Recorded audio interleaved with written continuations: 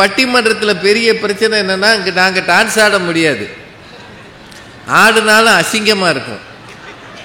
பாட்டு பாட முடியாது, பாட்டு பாடுனா கூட்டம் கலைஞ்சிரும்.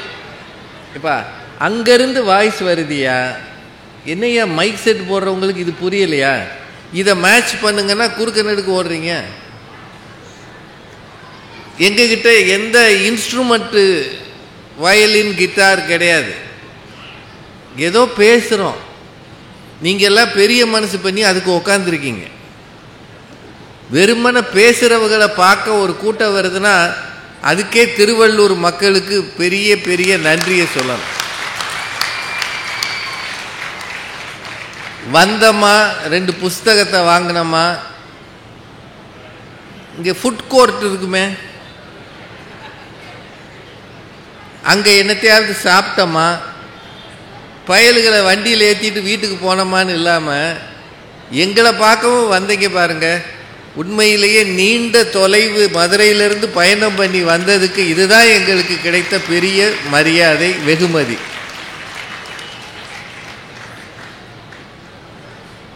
ஒவ்வொரு புத்தக கண்காட்சியிலையும் புத்தக திருவிழான்னு அதை மாற்றிட்டாங்க.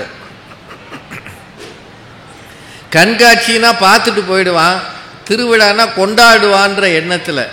ஏன்னா நாம் தேர் திருவிழா, உங்கள் ஊரில் கூட இப்போ நாங்கள் வைத்திய வீர ராகவ பெருமாள் கோயிலில் போய் பார்த்துட்டு வந்தோம், தரிசனம் பண்ணோம். இந்த ஊர் எவ்வளவு பழமையான ஊர் என்பதற்கு அந்த திருக்கோவிலே பெரிய சான்று.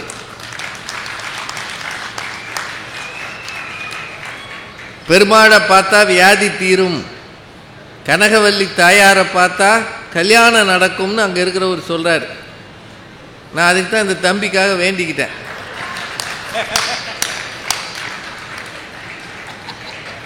அந்த கதையை அப்புறம் சொல்லுவோம்.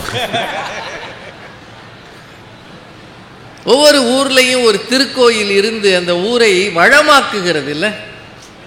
திருப்பதிக்கு போகிற வழியில் இருக்கிற ஊர் இது. நான் 1-2 முறை திருப்பதி போகும்போது இந்த வழியை பயணம் பண்ணியிருக்கிறேன். திருவள்ளூருக்கு வந்துடலாம், திருவள்ளூரை விட்டு போக முடியாது, அப்படி ஒரு டிராஃபிக். அதாவது நம்ம ஊருக்கு வந்தவங்க அவளை ஈஸியாக போகக்கூடாதுன்னே நீங்கள் குறுக்கு நெடுக்குமா வண்டியை ஓட்டி பயங்கரமான டிராஃபிக். அது எங்கே போகிறதுன்னே தெரியல. இப்படி சுற்றுது இப்படி சுற்றுது. இதில் ஆட்டோக்காரர் காலுக்குள்ளேயும் கைக்குள்ளேயும் ஓட்டுறாரு. உலகத்திலேயே ஆட்டோக்காரவங்க கண்டுபிடிக்கிற ரூட்டை கொலம்பஸ் கூட கண்டுபிடிக்க முடியாது. கொலம்பஸ், வாஸ்கோடகாமெல்லாம் ஒன்றும் கிடையாது. ஆட்டோக்காரர் திடீர்னு ஒரு ரூட் கண்டுபிடிச்சி போவார், அவருக்கு பின்னாடி 2 பேர் 2 வீலரில் ஓடிடுவான். அதில் நம்ம கூட்டத்தில் நின்றுக்கிட்டே இருக்கணும். இந்த மாதிரி ஒரு நெருக்கடியான டிராஃபிக் இருக்கிற ஊராக திருவள்ளூர் இருக்கிறது. ஏதோ ரிங் ரோடெல்லாம் வருதுன்றாங்க. வந்துச்சுன்னா வெகு சீக்கிரம் இந்த ஊரினுடைய டிராஃபிக் நெரிசல் குறையும் என்று நம்புகிறேன். ஒருவேளை இனி வரும் நாட்களில் அது நடக்கலாம். அது வரைக்கும் நீங்கள் கஷ்டப்படுங்க. என்ன செய்ய முடியும்? இங்கே மட்டுமா இருக்கு, எல்லா ஊரும் அப்படித்தான் இருக்கு. ஏன்னா காரை பற்றி கனவு கண்டாலே காரை கொண்டாந்து இறக்கி வச்சுட்டு போயிடுறான். 1 ரூபா கொடுத்தா கார் கிடைக்குது, 1 ரூபாயும் கொடுக்காமலே பைக்கு கிடைக்குது. என்னங்க கடனுக்கு கிடைக்குதா இல்லையா? ராத்திரி நம்ம கனவுல கார் வந்தால் காலையில் நம்ம வீட்டு வாசலில் கார் நிற்கிது. சார் மாதம் மாதம் வாங்கிக்கிறோம் சார்ன்றான். பெட்ரோல் நீயா போடுவ, 104 ரூபா விற்கிதுரா. நம்மனா பரவாயில்ல சார், எவ்வளோ நாளைக்கு நீங்கள் பஸ்லேயே போவீங்க, குடும்பமாக காரில் போங்கன்னொடனே அந்த அம்மா நம்மளை பார்க்குது. இதைத்தான் நான் 10 வருஷமாக சொன்னேன். வெளியில் இருக்கிறவனுக்கெல்லாம் அறிவு இருக்குது, என் வீட்டில் இருக்கிற ஆளுக்கு அறிவே கிடையாதுன்னு அந்த அம்மா ஆரம்பிக்கும். அப்போ காரை வாங்கிடுறோம். கார்கள் பெருகி பெருகி பெருகி இருக்கிறது. அதனால டிராஃபிக், 2 வீலர் காரு மிக அதிகம். அந்த மாதிரி நெருக்கடி இருக்கிற ஒரு சிறந்த புண்ணிய தலமான திரு எவ்வளூர், அதான் அந்த ஊர் பேர்.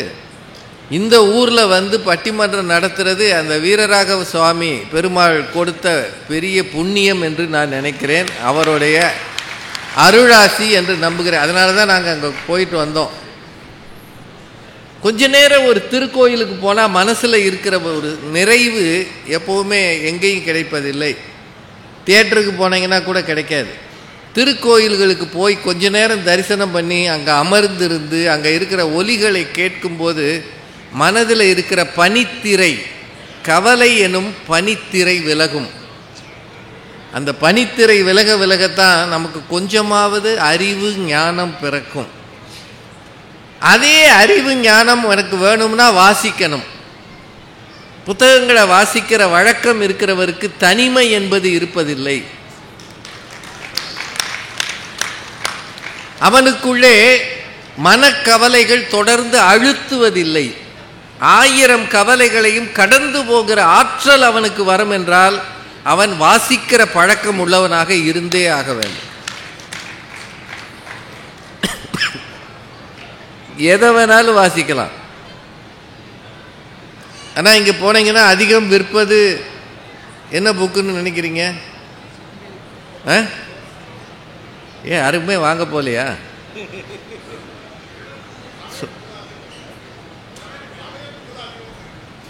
நீங்கள் அது 3-4 பெண்கள் இருக்கிறதுனால அப்படி சொல்கிறீங்களா? அதில் கொஞ்சம் உண்மை இருக்குது. சமையல் புத்தகங்களை தான் எல்லாரும் விரும்புகிறாங்க, சமைக்கிறாங்களோ இல்லையோ. நீங்கள் இந்த யூடியூப் சேனல்லையே அதிகம் பேர் பார்க்குறது எதுன்னு நினைக்கிறீங்க? மட்டன் கோலா செய்வது எப்படின்னா 50 பேரும் பார்த்துறாங்க. அதை வீட்டில் செஞ்சோம்னா அது மட்டனும் இல்லை கோலாவும் இல்லை, அவ்வளவு மோசமாயிடுது. அவனுக்கு மட்டும் ஏதோ அவன் என்னமோ செஞ்சு பெயிண்ட்டு அடித்து கொடுக்குறானோ என்னவோ தெரியல, பொன்னிறமாக இருக்கு, நமக்கு கருகி போகுது. அதனால் சமையல் புத்தகங்கள் விற்கிறது. அது தவிர தமிழ்நாட்டின் முன்னணி எழுத்தாளர்கள் நிறைய பேர் இருக்காங்க. எழுத்தாளர் ஜெயமோகன் இருக்கிறார். எழுத்தாளர்கள்லாம் கேள்விப்பட்டிருக்கீங்களா? கேள்விப்பட்டால் அவங்க பேர் சொல்லும்போது சந்தோஷப்படலாமே. வெண்முரசு என்ற தலைப்பில் மகாபாரத கதையை 26,000 பக்கங்களுக்கு எழுதியிருக்கிறார். 26,000 பக்கம். பெரிய முயற்சி. ஜெயமோகன் அவர்கள், எஸ்ரா அவர்கள், தேசாந்திரி பதிப்பகம். எஸ் ராமகிருஷ்ணன் மிகச்சிறந்த ஒரு எழுத்தாளர். எத்தனையோ எழுத்தாளர்கள் நம்ம ஊரில் இருக்கிறாங்க. பிரபஞ்சன் எழுதிய சில புத்தகங்கள் ஐயா இப்போ இல்லை, அவருடைய புத்தகங்களை நீங்கள் மகாபாரத மாந்தர்கள் ராமாயணத்தை பற்றியும் அறிமுக புத்தகமாகவே அவர் எழுதியிருக்கிறார். சாரு நிவேதிதான்னு ஒரு எழுத்தாளர் இருக்கிறார். பழுப்பு நிற பக்கங்கள்னு ஒரு 3 புத்தகம் இருக்கும், வாங்கி வாசிச்சு பாருங்க. இந்திரா சவுந்தரராஜன் ஈரையுதிர் காடுன்னு ஒரு புத்தகம் வந்திருக்கு, விகடனில் சமீபத்தில் வந்தது. ஒரு பழைய காலம் இன்றைய காலத்தை அப்படியே இணைச்சிக்கிட்டு எழுதுவார். வெண்ணிலான்னு ஒரு எழுத்தாளர் இருக்கிறாங்க, நீர் அதிகாரம் அப்படின்னு போட்டிருக்கிறாங்க. நம்ம அதான் முல்லை பெரியாறு, பென்னி குயிக் கட்டின முல்லை பெரியாறு டேமை பற்றினா அந்த வரலாறு. அது இன்னும் எவ்வளவோ பேர் இருக்கிறாங்க, சொல்லிக்கிட்டே போகலாம். அவங்க புத்தக வடிவில் உங்களோடு பேச தயாராக இருக்கிறார்கள். நீங்கள் மட்டும் கதவை திறந்து அவர்களுக்கு அனுமதி தந்தால் வாழ்நாள் முழுக்க உங்களோடு கூட வலம் வருவார்கள். அவர்களை கரம் நீட்டி அரவணைக்கும் பெரும் பொறுப்பு வாசகர்களாகிய உங்களுக்கு இருக்கிறது.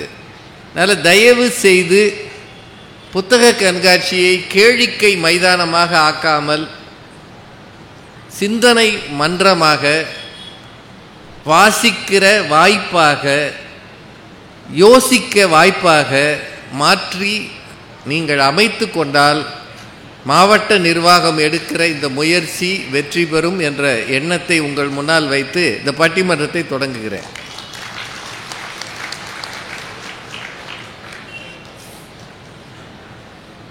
எல்லா ஊர்களையும் ரொம்ப நல்ல கூட்டம் இருக்கும். நாங்கள் சமீபத்தில் விழுப்புரத்தில் நடத்தினோம். சரியான கூட்டம், உட்கார இடம் இல்லை, கூட்டம் நின்றுட்டே இருந்தது. எவ்வளூரில் அப்படி இல்லை. அதனால ஒன்றும் வருத்தம் இல்லை. வந்திருக்கிறவங்க போகாமல் இருந்தால் போதும். கொஞ்சம் ரொம்ப பின்னாடி இருக்கிறவங்க வாய்ப்பு இருந்தால் முன்னாடி வாங்க. புதுசாக வர்றவங்க கூட முன்பக்கம் வந்து சேர் போட்டு உட்காருங்க. எங்களுக்கு ஒத்தையில் இருக்க பயமாக இருக்கு, புது ஊர் இல்லையா. கொஞ்சம் முகம் பார்த்து பேசி பழகணும். பட்டிமன்றம் என்பது வகுப்பறை சூழலாக இருக்கணும்.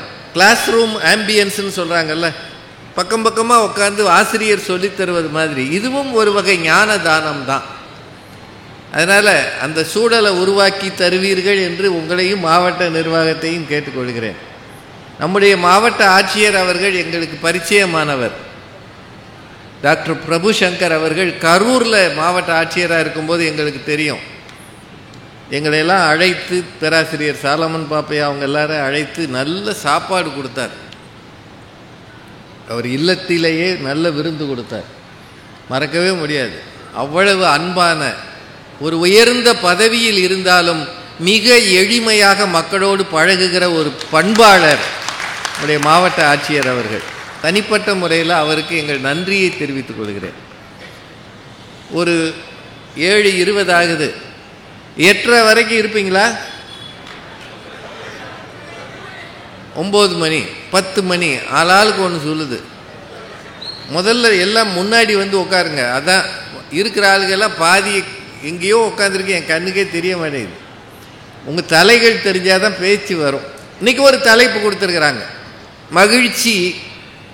மகிழ்ச்சியான வாழ்க்கை இன்றைய தலைமுறைக்கே முந்தைய தலைமுறைக்கே. நாம் வாழ்கிற வாழ்க்கையில் பல பிரச்சனை இருக்கா இல்லையா? மொபைலை அட்டன் பண்ணியே நொந்து போகிறோம். 10 நிமிஷம் மொபைலு யாருக்கு வரலைனாலே நொந்து போகிறோம். ஒருவேளை நீ கூப்பிட மாட்டேங்கிறானே. காலையில் 35 மெசேஜ் குட் மார்னிங் போட்டிருக்காங்க. நமக்கு ஒரு நேரம் என்ன வருது, கோவமாக வருது. விடிய முன்னே எந்திரிச்சு இவ்வளோத்தை டைப் பண்ணியிருக்கானேன்னு. அடுத்த நாள் எவனுமே கூப்பிடலைன்னு வைங்க, நீங்களே யோசிச்சு பாருங்க. உங்கள் மொபைலில் குட் மார்னிங்னு யாருமே கொடுக்கலைன்னு வைங்க, என்ன ஆகும்ன்றீங்க? நம்மளை ஒரு வேலும் மதிக்கலையே. நேற்று நிறையா போடும்போது வருத்தம் இருந்தது, இன்னைக்கு ஒருத்தர் போடலைனாலும் வருத்தம் இருக்குது. எப்படியோ ஒரு வகையில் நெருக்கடி இருக்குது. ஆனால் வாழ்க்கை என்பது கணவன் மனைவியாக கூடி குழந்தைகளோடு வாழுகிற வாழ்க்கை. சின்ன வயசில் விளையாடி, பள்ளிக்கூடத்துக்கு போய், அப்பா மடியில் படுத்து, அம்மாவோட உறவாடி, அண்ணன் தம்பிகளோட சண்டை போட்டு, கோயில் குளத்துக்கு போய், சினிமா பார்த்து, ஹோட்டலில் தின்னு, புது ட்ரெஸ் போட்டால் ஊரெல்லாம் போய் இப்படி காட்டி, பிறந்த நாள் கொண்டாடி, அப்பப்போ அடி வாங்கி அழுது, நல்லது நடக்கும்போது சந்தோஷமாக ஷேர் பண்ணி சிரித்து, வாழ்க்கையின் ஒவ்வொரு கட்டத்தையும் மகிழ்ச்சியாக கழிப்பது என்பது ஒவ்வொருவரது ஆசை. யாராவது நான் வருத்தப்படணும்னு நினச்சிருக்கானா? சார் இன்னையிலேருந்து ஒரு வாரம் நான் வருத்தமாக இருப்பேன், ஒருத்தராவது நினச்சிருக்கானா? எப்பவும் மகிழ்ச்சியாக இருக்கணும்னு தான் ஆசைப்படுறோம். வாழ்த்து சொல்கிறவங்கள என்ன சொல்கிறாங்க? கல்யாண வீட்டில் வந்து இன்றை விட இன்று போல் என்றும் இனிமையாக வாழ்க சொல்கிறாங்களா இல்லையா? சந்தோஷமாக வாழ வைக்கிறாங்கல்ல, ஒரு ஆசீர்வாதம். இப்போது மகிழ்ச்சி தான் நம்முடைய வாழ்க்கையின் லட்சியம். எப்படி இருக்கீங்க? இருக்கேன் என்னமோ இருக்கேன். இதுக்கு இன்னொருத்தர் எப்படி இருக்கீங்க? சூப்பராக இருக்கேன், சந்தோஷமாக இருக்கேன், எனக்கு என்னையா குறை? இது ரெண்டில் யாரை நீங்கள் விரும்புவீங்க? என்னமோ இருக்கேன்ற ஆளை அடுத்த தடவை பார்த்தா பேசவே மாட்டீங்க. சூப்பராக இருக்கிறேன்னு சொல்கிறவனை பார்த்தா நமக்கே ஒரு உற்சாகம் தொற்றிக்கொள்ளுகிறது இல்லையா? செல்லும் இடமெல்லாம் சந்தோஷத்தை விதைக்கிற மனிதர்களாக நாம் இருக்கணும்னா நம் வாழ்க்கை மகிழ்ச்சியாக இருக்க வேண்டும். இதுதான் உண்மை. இந்த மகிழ்ச்சி இன்னைக்கு இருக்கிற நமக்கு அதிகமா, முந்தி இருந்த தலைமுறைக்கு அதிகமா?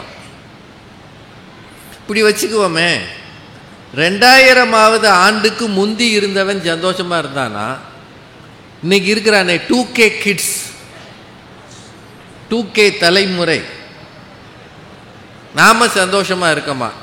நாமன்னா நம்மளையும் பிள்ளைகளையும் எல்லாரையும் சேர்த்து தான். 2000வது ஆண்டுக்கு முன்னாடி இவ்வளவு யூடியூப் இருந்ததா? சைக்கிள் டியூப் தான் இருந்தது. அதுல வால் டியூப்னு ஒன்று வச்சிருப்பாங்க. அது பிடுங்குச்சுன்னா காத்து பிடிங்கிரும். இன்னைக்கு யூடியூப்ல ஏதாவது பேர் ரிப்பேர் ஆச்சுன்னா ஊரே நாறிடும். அதுக்குன்னே ஒரு தலைப்பு போடுறதுக்குன்னே அவங்க தயாரா இருப்பாங்க. நம்ம என்னமோ ஒன்று பேசியிருப்போம், தலைப்பு வேற என்னமோ இருக்கும். அதுக்கு பேர் தம்ப்நெயில் இல்லாமல, தம்ப்நெயில வச்சே எங்களை ஒப்பேத்திரையிலையா. யூடியூப் வந்த பிறகு அவன் பாத்ரூமை சுத்தி பார்த்து யூடியூப்ல போட்டுறான் ஐயா. பாத்ரூம் டூர் விலாக் அப்படின்னு போடுறான். இதை அடுத்த வீடியோவில் சொல்கிறேன்றான். ஒண்ணுமே இல்லையா. அடுத்த வீடியோவில் பார்த்தா பாத்ரூம்ல ஒரு கரப்பாம்பூச்சி இருக்கு. இது எல்லா வீட்லையும் தான் இருக்கு. இதுக்கு ஒரு வீடியோவா? அப்படின்னா இந்த தலைமுறை எல்லாவற்றிலும் சந்தோஷப்படுகிறது, எல்லாவற்றிலும் வருத்தப்படுகிறது. இது ஒரு வினோதமான தலைமுறை. எல்லாம் அவன் கையில் இருக்கு. ஆர்டிஃபிஷியல் இன்டெலிஜென்ஸ்னு ஒன்று வந்திருக்கு, ஏஐ. உங்க மொபைல்லையே அது வந்தாச்சு. இந்த மொபைல் இருக்குல்லங்க, அதுல நீங்க ஒரு நம்ம தமிழ்ல பேசுறோம்ல, பேசிட்டு டிரான்ஸ்லேட் இன்டு ஸ்பானிஷ் அப்படின்னா அதுவே சொல்லுது ஸ்பானிஷ்ல. நான் சொல்றது வேடிக்கை இல்லைங்க, லேட்டஸ்ட் மொபைல் அது வந்தாச்சு. இப்போ நீங்க வெளிநாட்டுக்கு போனீங்கன்னா, ஐயா இந்த இடத்துக்கு புத்தக கண்காட்சிக்கு எப்படி போனோம்னு அங்கே இருக்கிற ஸ்பானிஷ்காரன்ட்ட கேட்குறீங்க. அந்த ஊரில் புத்தக கண்காட்சி இருக்கான்னு எனக்கு தெரியல. ஸ்பெயினில் போய் கேட்குறீங்கன்னு வைங்க, நீங்கள் ஐயா புத்தக கண்காட்சிக்கு எப்படி போகணும்னு சொல்லிட்டு டிரான்ஸ்லேட் இன்டு ஸ்பானிஷ்னு அவங்ககிட்ட காட்டினீங்கன்னா அவங்ககிட்ட அந்த மொழியில் அது பேசும். என்ன பெரிய வளர்ச்சியா இது! வளர்ச்சி தானங்க.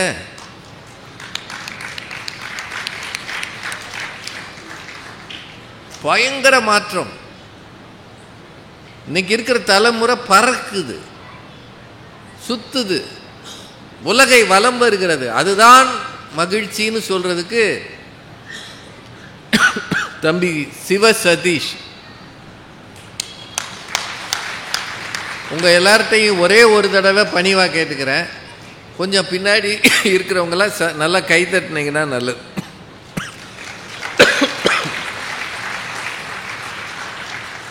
ஏன்னா அவர் ரொம்ப கஷ்டப்பட்டு வந்திருக்கிறார், டாக்டரேட் பண்ணியிருக்கிறார் இந்த வயசுல.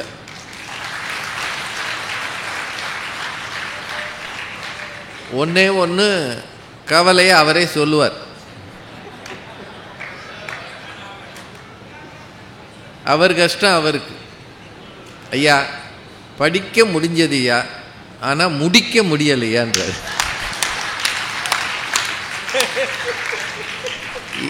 என்ன அப்படின்னா கல்யாணம். படிக்க முடிந்ததுக்கு கல்யாணத்தை முடிக்க முடியல. ரொம்ப நல்லா பேசுகிற பிள்ளை. ஒரு யூனிவர்சிட்டியா, எம்ஜிஆர் யூனிவர்சிட்டியில் அவர் பேராசிரியராக இருக்கிறார். இப்படியே தான் போகிற இடமெல்லாம் கூப்பிடுறார். திருவள்ளூர்லையாவது ஏதாவது கிடைக்குமான்னு பார்ப்போம். நல்ல மனுஷன், நல்ல தம்பி. அவர் சொல்றாரு, சார் நாங்கள் தாங்க என்ஜாய் பண்ணுறோம், இந்த தலைமுறை தான் மகிழ்ச்சியாக இருக்கு, எங்கிட்ட என்ன குறை? எங்கள் பயலுக யாருக்கும் அடங்காமல் இருக்கான், யார் சொல்றதையும் கேட்க மாட்டான். ஆனால் சின்ன வயசுலேயே சாதனை பண்ணுகிறார்கள்.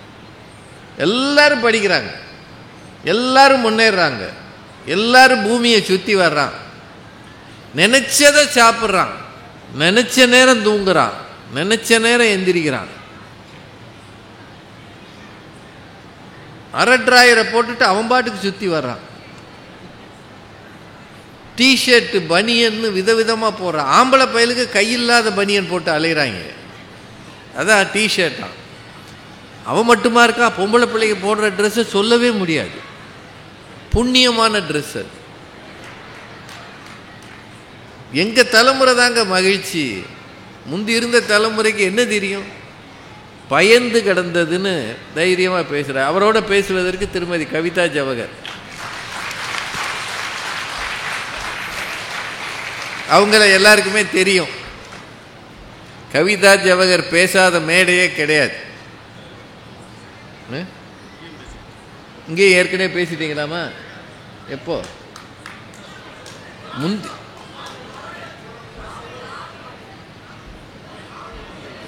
ஓ சரி சரி. இல்லை இந்த வருஷம் பேசுனீங்களா?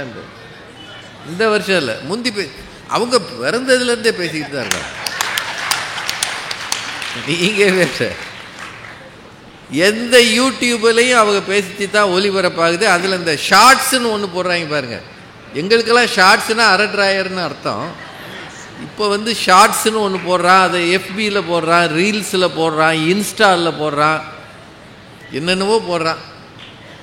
டெலிகிராம் காலத்தில் இருந்தவங்களுக்கு இன்ஸ்டாகிராம் காலத்தில் இருக்கிறவங்களுக்கு வித்தியாசம் இருக்கு இல்லையா? அவங்களாம் இன்ஸ்டா நல்லா பேசுகிறாங்க, தைரியமாக கம்பீரமாக பேசுகிறாங்க.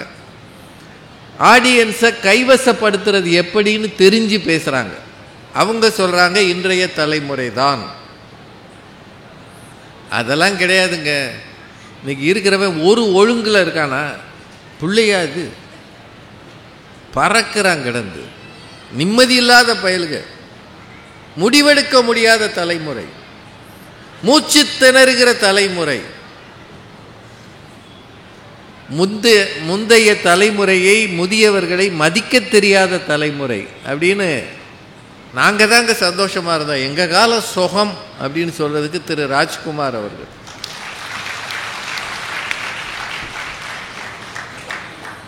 அவர் ஒரு பள்ளியில் ஆசிரியராக இருக்கார். ஏங்க ஆசிரியர்கள் அதிகமா? ஆமாம், சிஇஓ வேற வந்திருக்கிறார்.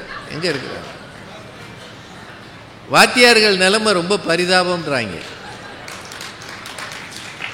ஏன்னா பாடத்தை பிளாக் போர்டிலிருந்து கையில் ஒரு டேபில் கொடுத்துட்டாங்க போல். கரெக்டா ஐயா? அவன் அட்டண்டன்ஸ் போட்டாலும் அதில் தான் போடணும், மார்க் வாங்கினாலும் அதில் தான் போடணும். பல டீச்சருக்கு டேபை எங்கே தட்டுறதுனே தெரியல. அதுவும் ரிட்டையர்மெண்ட்டுக்கு வர்ற டீச்சருக்கு யார்கிட்டையாவது கொடுத்து போட்டு தொலைங்க. இதெல்லாம் என் தலையெழுத்து. பேசாமல் போன வருஷமே ரிட்டையர் ஆகிருக்கலாம். அந்த மனுஷன் சொன்ன பேச்சு கேட்க மாட்டேங்கிறாரு. இன்னும் கொஞ்ச நாள் இருந்தேன்னா பென்ஷன் கூட கிடைக்கும்னு என்னை இருக்க வச்சுட்டாரு. இதில் சிஇஓ, ஏஇஓ, டிஇஓ அவங்க வேற திடீர்னு வந்து நின்றுறாங்க. அந்நேரம் தான் நம்ம பயலுக்கு கேட்ட கேள்விக்கெல்லாம் தப்பு தப்பாக பதில் சொல்றோம். நம்மளை காட்டி கொடுக்கறதுக்குனே பிள்ளைங்க வந்துருக்கு. யார்கிட்ட போய் சொல்றது? இதில் ஊர் நாட்டில் என்ன பேச்சுன்னா, உனக்கு என்ன வாத்தியார் வேலை, எப்போவும் லீவு, நல்ல சம்பளம். அந்த சம்பளம் வாங்க நான் படுற பாடி எனக்குள்ள தெரியும். இதுக்கு பேசாமல் போலீஸாக போயிருந்தாலும் கையில் லத்தியாவது கொடுத்துருப்பாங்க. இந்த பயல்களுக்கு லத்தியும் கிடையாது. கையை எப்படின்னு தூக்குனாலே வந்துடுறான். இந்த வீடியோக்காரங்களை கூட்டிகிட்டு வந்து படம் எடுத்து கொண்டு போய் போலீஸ் ஸ்டேஷனில் நிறுத்திடுறாங்க. தப்பி தவறி கையை தூக்கணும்னா வாங்க போலீஸ் ஸ்டேஷனுக்கு. இந்த ஆசிரியை என் மன உளைச்சலை அதிகப்படுத்தி விட்டார். என்னடா செஞ்சார்னா, வீட்டு பாடம் எழுதுனியான்னு கேட்டாங்களாம். இது மன உளைச்சலாடா பரதேசி. முதல்ல என்னென்னமோ வந்தது, முந்திரி பருப்பெல்லாம் வந்தது. மாமனார் வீட்டில் கவனிக்கிற மாதிரி இல்லையா கவனிக்கிறீங்க? அவங்க கூட இவ்வளோ முந்திரி பருப்பு தரமாட்டாங்க. அதுக்குள்ளே டீ வேற வந்துருச்சு. பரவாயில்ல, இங்கே இருக்கிற மாவட்ட நிர்வாகம் வருகிறவர்களுக்கு நல்ல மரியாதை தருகிறது.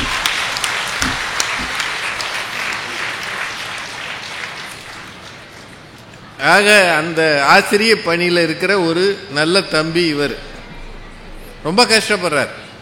அதுவும் +2க்கு பாடம் நடத்துகிறார். நாளையிலிருந்து பரிச்சையாமல.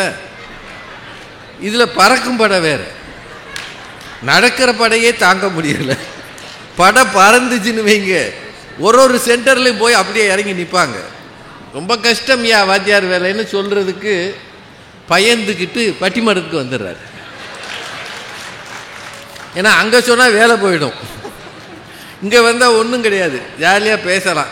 அவரோட இணைந்து பேசுவதற்கு ஒரு கல்லூரியின் துணை முதல்வர் திருமதி ரேவதி சுப்புலட்சுமி. அவங்களும் டாக்டரேட் பண்ணவங்க தான். இங்கே 2 டாக்டரேட் முடித்தவங்க, தீசிஸ் முடித்தவங்க 2 பேர் இருக்காங்க. ஆக ஒரு நல்ல கூட்டம் நீங்கள் வந்திருக்கிறீங்க. நாங்கள் முதல்ல பார்க்கும்போது ஒரு 10-20 சேர் தான் இருந்தது. இப்போது ஓரளவு தெரியுது. இன்னும் வெளியில் இருக்கிறவங்களாம் விரும்பினா உள்ளே வந்து உட்காரலாம். ஒரே ஒரு வேண்டுகோள், வந்திருக்கிறவங்களுக்கு நீங்கள் செய்கிற பெரிய மரியாதை, அவங்க நல்லா பேசினா கைதட்டுங்க.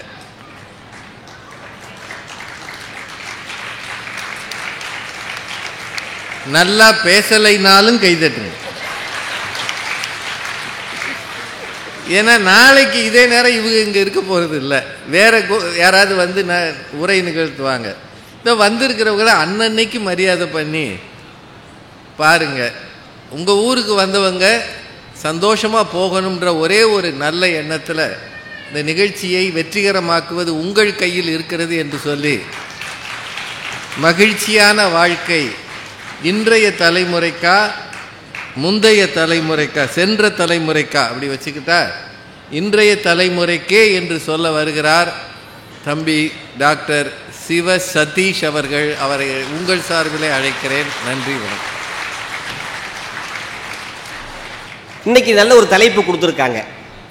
மகிழ்ச்சியான வாழ்க்கை இன்றைய தலைமுறைக்கா அன்றைய தலைமுறைக்கா? முந்தைய தலைமுறைக்கா. இன்றைய தலைமுறைக்கு அப்படிங்கிறதுக்கு உங்க கண் முன்னாடி தெரியக்கூடிய எக்ஸாம்பிள் நான் தான். தெரியுது, முழுக்க தெரியுதா? ஆமாங்க, எனக்கு வயசு இப்ப 27 தான் ஆச்சு. இந்த வயசுல மற்ற 3 பேரும் நடுவர் உட்பட பெரியவர்கள் மேடை ஏறி இருப்பார்களா என்று கேட்டால் தெரியவில்லை. இல்ல நான் இல்லையா. ஆனால் அந்த உங்களுக்கு கிடைக்காத வாய்ப்பு எங்களுக்கு கிடைத்திருக்கிறது என்று சொன்னால் இதுதான் இன்றைய தலைமுறை அடைந்திருக்கக்கூடிய மாபெரும் மகிழ்ச்சி.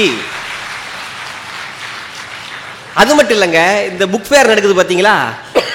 ஒரு காலத்துல பாடம் அப்படின்னா சிலபஸ்குள்ள மட்டும்தான் படிச்சிருக்கணும். அவன் பல பஸ் ஏறி போய் சிலபஸ் படிச்சுட்டு வருவான். ஆனா பாடத்திட்டத்தை தாண்டியும் வெளியே வர வேண்டும், மாணவர்கள் பயில வேண்டும் என்பதற்காக மாவட்டம் தோறும் புத்தக திருவிழாக்கள் நடத்துவதோடு மட்டுமல்லாமல் தமிழகத்தின் தலைசிறந்த சிந்தனையாளர்களை கொண்டு இதை போன்ற நிகழ்ச்சிகளை நிகழ்த்துகிறார்கள் அல்லவா? இது மாபெரும் மகிழ்ச்சியை தருகிறது. அந்த வரிசையில் 2வது ஒரு பையன் பள்ளி சீருடை போட்டுக்கொண்டு இங்கே அமர்ந்து கேட்கிறார் என்று சொன்னால் அதுதான் இன்றைய தலைமுறை அடையக்கூடிய மாபெரும் மகிழ்ச்சி என்று சொன்னால் அதை ஏற்றுக்கொள்ளணும். மகிழ்ச்சிங்கிறது என்ன தெரியுங்களா? நாங்க நினைக்கிறத விரும்புறத வாழ்வதுதான் உண்மையான மகிழ்ச்சி. நாங்க விரும்புற வாழ்க்கையை வாழ்றோமா? ஆனா போன தலைமுறை அந்த வாழ்க்கையை வாழல. அப்பா அம்மா உன்னை கண்டுபிடிச்சு வச்சிருப்பாங்க, டே மகனே இதுதான் ஆகணும், என் கனவைத்தான் நீ காணணும் அப்படின்னு சொல்லி கொண்டிருந்தார்கள். ஆனால் இன்றைக்கு அப்படி இல்லை. நீ பெற்றோர்கள் கண்ட கனவையும் நினைவாக்குவோம், எங்களுடைய கனவையும் நினைவாக்குவோம் என்று சொல்லி இன்றைக்கு வந்திருக்கக்கூடிய தொழில்நுட்பத்தை பயன்படுத்தி நாங்கள் சாதித்துக் கொண்டிருக்கிறோம். ஒரு அப்பா நினைக்கிறாரு என் பிள்ளை MBBS டாக்டர் ஆகணும்னு நினைக்கிறாரு, பையன் நினைக்கிறான் IAS ஆகணும்னு நினைக்கிறான். அப்படி இருக்கிற போது இன்றைக்கு தமிழகத்தில் பல பேர் விரல் விட்டக்கூடிய வகையிலே இளைஞர்கள் MBBS படித்து முடித்துவிட்டு கூடவே IAS தேர்வையும் எழுதி இன்றைக்கு தமிழகத்தினுடைய ஆட்சி பணிகளில் ஆண்டு கொண்டிருக்கிறார்கள் என்று சொன்னால் அது இன்றைய தினம் இன்றைய தலைமுறை கிடைத்திருக்கக்கூடிய வரப்பிரசாதம் தான் சொல்லணும். சரி, ஒன்றும் இல்லைங்க, மலைவாழ் மக்கள் கீழே இறங்கி வருவதே பெரிய கஷ்டமா இருந்துச்சு. மலைவாழ் மக்கள் கீழே இறங்கி வருவது, அங்க இருக்கிற பொருட்கள் வேணும் நம்மளுக்கு வரும், அங்கிருப்பவர்கள் கீழே இறங்கி வருவதே கஷ்டமாக இருந்த காலத்திலே இந்த கால தொழில்நுட்பத்தாலும் கல்வி முறையாலும் 23 வயதிலே ஒரு பெண்மணி நீதிபதியாக மறந்திருக்கிறார் என்று சொன்னால் இன்றைய தலைமுறை தான் உண்மையான மகிழ்ச்சியாக இருக்கிறது. ஸ்ரீபதியா உங்க பேரு? ஸ்ரீபதி. நான் மரியாதை கருதி அவருடைய பெயரை சொல்லாமல் விட்டேன். ஆமா ஆமா, மறந்து போனா அப்படித்தான் சொல்லணும். திஸ் இஸ் சமாளிஃபிகேஷன். பெரியவர்களே, உண்மையிலேயே மகிழ்ச்சிங்கிறது எதை சார்ந்ததுன்னு கேட்டா உண்மையிலேயே மனம் சார்ந்ததுன்னு சொல்லுவாங்க. ஆனா பிராக்டிக்கலா பேசணும். உண்மையான மகிழ்ச்சி பணம் சார்ந்தது, பணம் சம்பாதிக்கிறோம். அன்றைய தலைமுறை ரிட்டையர்மெண்ட் ஆகி வாங்குற சம்பளத்தை நாங்க என்ட்ரன்ஸ் உள்ள போகும்போது அந்த சம்பளத்தை வாங்குறோம்னு சொன்னா அந்த மாபெரும் நுட்பத்தை தந்திருக்கக்கூடியது இன்றைய கல்வி முறை தான். இன்றைய வாழ்க்கை தான் எங்களுக்கு உண்மையான மகிழ்ச்சியை தந்திருக்கு. இன்னைக்கு பெண்கள் கேட்கிற கேள்வியை பார்த்தா, நடுவர் வேற அறிமுகப்படுத்துற போது ஒரு என்ன பத்தி சொல்லிட்டார், எனக்கு இருக்கிற ஒரே ஒரு பிரச்சனையை சொல்லிட்டார், அதை நான் சொல்றேன். என்ன? இன்னைக்கு திருமணம் ஆகல, அது ஒண்ணுதாங்க. அது ஒரு பெரிய விஷயம் இல்லையா? ஐயா, அதுதான் பெரிய விஷயமே. அதுவும் பெண்கள் கேட்கிற கேள்வியை பார்த்தீங்கன்னா என்ன கேட்குது, 5 டிஜிட்ல சம்பளம் வேணும், சரி, 4 வீலர் கார் வேணும், 3 BHK வீடு வேணும், 2 பேரும் சேர்ந்தே இருக்கணும், ஒரு நிமிஷம் கூட புருஷன் வீட்டை விட்டு வெளியே போகக்கூடாது. எப்படி முடியும்? முடியும் என்பதைத்தான் இன்றைய ஒரு தொழில்நுட்ப முறை சொல்லி கொடுத்திருக்கிறது. என்ன தொழில்நுட்ப முறைனா, ஒர்க் ஃப்ரம் ஹோம். வீட்லயே இருந்துக்கிட்டு மனைவிக்கு வீட்டு வேலையும் செஞ்சுக்கிட்டு வீட்லயே வேலையும் செஞ்சுக்கிட்டு ஒரே நேரத்தில் ஒரே கல்ல 2 மாங்கான்னு சொல்லுவாங்கல்ல, அதை இன்றைய தலைமுறை அனுபவித்துக் கொண்டிருக்கிறோம் என்று சொன்னால் அந்த மகிழ்ச்சி எல்லாம் அடையாதவர்களாக இவர்கள் இருக்கிறார்கள். வீட்டில் உட்கார்ந்து வேலை செஞ்சாலும் சம்பளம் கொடுக்குறாங்க. நாங்க ஆபீஸுக்கு போனாலே தரமாட்டேன்ட்டாங்க. என்ன? நாங்க கொரோனா காலத்துல வீட்லயே இருந்தா பாடம் நடத்தணும். யாருக்கு? மாணவர்களுக்கு. அப்படின்னு நினைச்சுக்கிட்டு நடத்தணும். அவன் படிச்சானா இல்லையான்னு எங்களுக்கு தெரியல. உங்களுக்கு நீங்களே நடத்தினதெல்லாம் பாடம் ஐயா. பெருமக்களே, இன்றைக்கு ஒரு காலத்துல ஆசிரியர் மாணவர் உறவுனா எப்படி இருந்துச்சு? வாத்தியாரை பார்த்தா வாத்தியார் இப்படி வந்தா பையன் இப்படி போயிடுவான். இன்னைக்கு அப்படி இல்லை, ஆப்போசிட்லயே வர்றான். நான் கூப்பிட்டு குட் மார்னிங் சொல்றேன் பையனுக்கு, ஏன்னா என்னை விட அறிவாளியா இருக்காங்க. உண்மையான ஆசிரியர் எங்கே வெற்றி பெறுகிறார் என்று சொன்னால், தன்னுடைய மாணவனிடத்திலே தோற்று போகிற போது ஒரு ஆசிரியர் வெற்றி அடைகிறார். அதையே இன்றைய தலைமுறை செய்திருக்கிறார்கள். ஒரு முறை மேடையில பேச போயிட்டு விவேகானந்தர் பத்தி பேசின, விவேகானந்தர் சிகாகோவில பேசினார், கைதட்டினார், சகோதர சகோதரிகளை அழைத்தார்னு பேசினா யாருமே கைதட்டல. நமக்கு என்ன வருத்தம், பட்டிமன்ற பேச்சாளராக இருக்கிறவங்க பேராசிரியர் என்ன பிரச்சனைனா, இங்க கைதட்டல் வரலைன்னா கிளாஸ்ல போய் நாங்கள் கிளாஸ்ல சொல்லுவோம், இந்த ஜோர்ல போய் நான் கிளாஸ்ல சொல்றேன், பையங்க எல்லாரும் கைதட்டினாங்க, எல்லாம் பண்ணாங்க. ஒரு பையன் மட்டும் அப்படியே 5 கிலோ 5 தின குரங்கு மாதிரி உட்காந்துக்கிட்டு இருந்தான். சரி விட்டுருவோம். அடுத்த நாள் அந்த பையன் வந்து பார்த்து, சார் நீங்க சொன்ன கருத்துல பிழை இருக்குதுன்னு சொன்னான். என்ன தம்பி சொல்ற? நீங்க சிகாகோ மாநாட்டில் விவேகானந்தர் சகோதர சகோதரிகளேன்னு பேசினாருன்னு சொன்னீங்கல்ல சார், அவர் மட்டும் பேசல சார், அங்க வந்திருந்தவங்க ஒரு 4 பேர் பேசிட்டாங்க சார், இவரோட பேச்சுல தான் வைப்ரேஷன் இருந்துச்சு, அதனால அவர் பெரிய கைதட்டலையும் புகழையும் பெற்றார் சார்னு சொன்னான். எனக்கு ஒரு வருத்தம் இருந்துச்சு. எப்படி தம்பி நீ படிச்ச? அவருடைய வாழ்க்கை வரலாறு 2000 பக்கம் இருக்கு, 2000 பக்கத்தையும் படிச்சியா? இல்ல சார், நாங்கெல்லாம் ஷார்ட் அண்ட் ஸ்வீட்டா படிப்போம் சார். நெட்ல கூகுள்ல போட்டேன் சார், சிகாகோ ஸ்பீச் அதனுடைய வரலாறு என்னன்னு படிச்சேன், ஒரு 1/2 மணி நேரத்தில் படிச்சேன், அதுல உங்களுடைய கருத்து தவறுங்கிறத நான் கண்டுபிடிச்சேன்னு சொல்லி ஆசிரியரை மிஞ்சிய மாணவர்களாக இன்றைய மாணவர்கள் உருவாகி கொண்டிருக்கிறார்கள் என்று சொன்னால், உண்மையான மகிழ்ச்சியை தருவது இந்த சமுதாயம் தான், இந்த காலம் தான் உண்மையான மகிழ்ச்சி அடைந்து கொண்டிருக்கிறது என்று சொல்லலாம். அது மட்டும் இல்லைங்க, போன தலைமுறை சான்ஸுகளினுடைய காலமாக இருந்தது. சான்ஸ் கிடைச்சா அவங்க சாதிக்கலாம். ஆனா இது சாய்ஸுகளினுடைய காலமாக இருக்கிறது. தனக்கு என்ன வேண்டுமோ அதை நிறைவேற்றிக் கொள்ளுகிற மாபெரும் நுட்பமாக இந்த தலைமுறை அமைந்து கொண்டிருக்கிறது. ஒரு காலத்துல ஸ்கூல்ல பாடம்னா வாத்தியார் நடத்துவாரு, அதை படிக்கணும், மனப்பாடம் பண்ணி ஒப்பிக்கணும், இல்லையா முட்டி போடணும், இதுதான். ஆனால் இன்றைக்கு அப்படி இல்லை. கல்வியை தாண்டி ஸ்போர்ட்ஸ், ஸ்விம்மிங், ஓவியம், பாட்டு, நடனம் என்று எத்தனையோ வகையில் மாணவர்களை வளர்க்கிறார்கள். படித்தால் மட்டும்தான் வளர முடியும் என்று சொல்லிக் கொடுத்து கொண்டிருந்தது உங்களுடைய தலைமுறை.